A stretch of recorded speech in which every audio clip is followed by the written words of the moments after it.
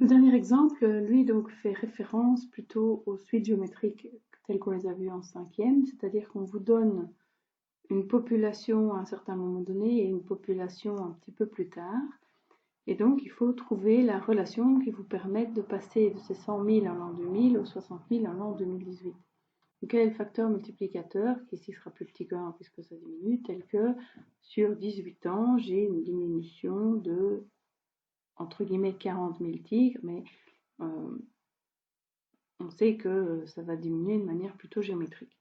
Et donc, la formule l'année dernière dans la suite géométrique, c'était ceci. La raison, c'était, si je connaissais un facteur UN et un facteur UP, c'était la racine NP, N-PIM de UN sur UP. Si je traduis ça cette année-ci, non seulement on va pas chercher une raison Q, on va chercher un facteur multiplicateur A, qui sera la racine entre les deux instants fournis, donc entre 2018 et l'an 2000. Donc c'est sur 18 ans que ça va se passer.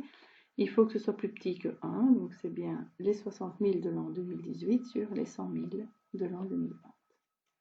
Si je simplifie ceci, 2018 moins 2000, ça fait 18 ans. 600 000 sur 100 000, ça fait 3 cinquièmes. Donc le A, c'est la racine 18 de 3 cinquièmes.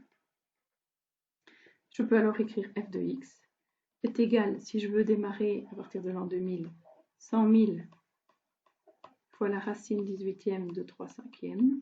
Si je préfère travailler au départ de l'an 2018, je écrirai f de x est égal à 60 000 fois la racine 18e de 3 cinquièmes, évidemment exposant x dans les deux cas. Il faut bien préciser que x ici, c'est le nombre d'années